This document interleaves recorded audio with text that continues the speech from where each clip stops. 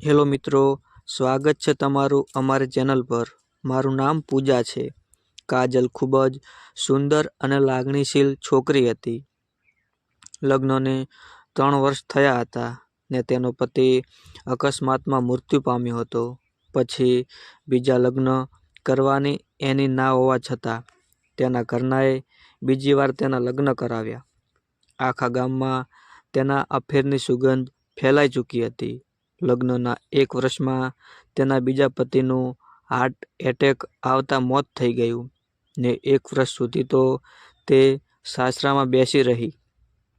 ના કોઈ સંતાન હતું, ના પતિ તો પછી અહીં રાખીને કરવાનું શું? ને આખરે તે ના પાડતી કે બીજે તો નહીં જ જાઉં, પણ તેના પિતાએ અને સસરાએ તેને વળાવી દીધી। પતિના મૃત્યુ પછી તો થોડા મહિના નીકળી ગયા, પરંતુ કાજલ જેવી છોકરી જેને હજુ જુવાનીનો રસ પણ ક્યાં પીધો હતો ને એકલવાયુ આમ બેઠી હોય ને કોઈની નજર એના ઉપર પડે નહીં, એવું તો કેમ બને? કાજલને તેના ખેતરના પડોશી મિતેશે દાઢમાં રાખી હતી। કાજલ રોજ તેની સાસુ જોડે ખેતરમાં જતી। જેમ સાપ પોતાની જીભ વડે ખોરાક શોધી લે, એમ મિતેશ પણ કાજલને શોધી લેતો હતો। બસ ખોરાકને પકડવાનો હતો ને આ તો શરીરની ભૂખ, ક્યાં એના ઉપવાસ કરવાના। એક દિવસ તો ભાગી જ જાય ઘરમાં બપોરે કે રાતમાં।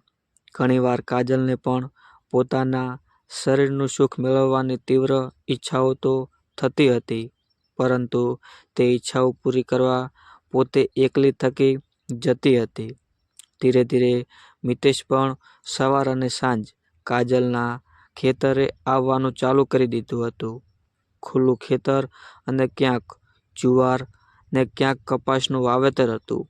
ખેતરમાં પાક પણ લહેરવા લાગેલો। 2 માથોડા વધેલી જાર અને બાજરી તો હતી જ। જારમાં ગયા પછી તો ગોતનારો મરી ગયો જાણે। કાયમની જેમ મિતેશ આંખો વડે કાજલ જોડે વાત કરતો, તો ક્યાંક એના શરીરને સ્પર્શ કરવાનો મોકો મળે તો કરી લેતો અને કાજલની ઈચ્છાઓને પણ પામી લેતો હતો। આખરે કાજલ સુંદર તો હતી જ ને તેને પણ હવે ખબર પડી ગઈ હતી કે એક ભવમાં આમ હું શરીરના સુખ વગર તો નહીં રહી શકું। ઘણીવાર મિતેશ કહેતો, કાજલ તું ખૂબ જ સુંદર છે અને એમાંય વળી તારા ગાલ ઉપરની ડિમ્પલ તો મને ઘાયલ જ કરી નાખે છે ને પોતાના વખાણ સાંભળી કાજલ કહેતી, ગમે તો લઈ લો ડિમ્પલ। આ સાંભળીને મિતેશ પણ તેના ગાલ ઉપર એક હળવો સ્પર્શ કરી લેતો અને કહેતો, એ ડિમ્પલ પણ તમારી દીવાની થઈ ગઈ છે, મારી પાસે આવતી જ નથી। આ સાંભળી કાજલ હસતી। બસ આમ ને આમ બંનેમાં લાગણીઓનો દોરો પરોવાઈ જતો હતો ને બંને ક્યારેય નજીક આવી ગયા એની ખબર પણ રહી નહીં।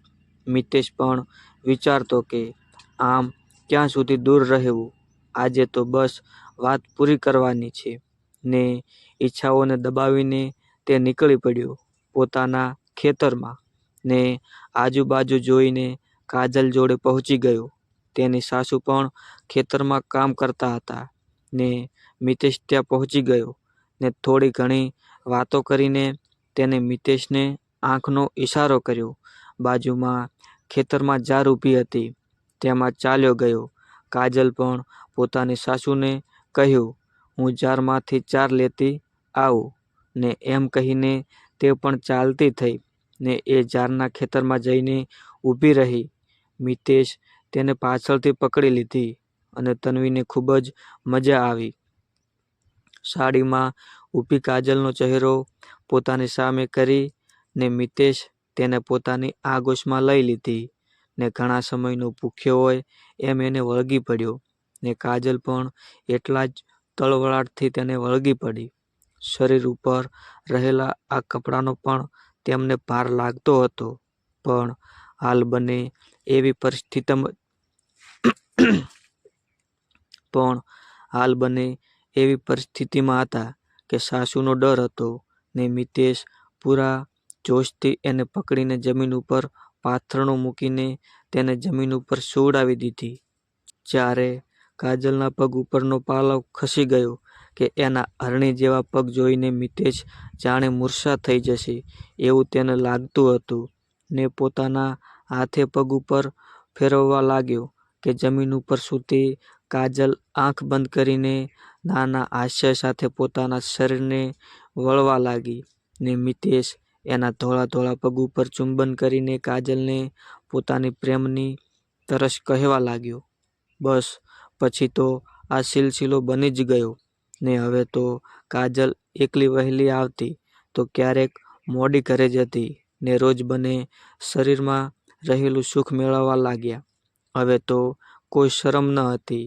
કાજલના શરીરનો કોઈ એક હિસ્સો એવો ન હતો જ્યાં મિતેશે પોતાના હાથનો હળવો સ્પર્શ ન કર્યો હોય કે ના હોઠનો. કાજલ ઉપર હવે તેનો પૂરો અધિકાર હતો ને મિતેશ ઈચ્છતો હતો કે કાજલ હવે રોજ તેને સુખ આપે ને કાજલ પણ તેની હામાં હા ભરતી હતી.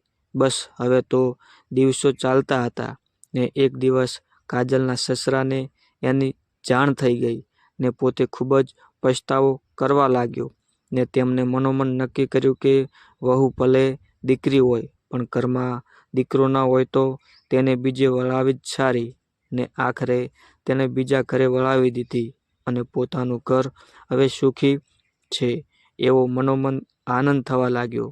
તો મિત્રો, આવી જ સ્ટોરી સાંભળવા અમારી ચેનલને સબસ્ક્રાઈબ કરો. ધન્યવાદ.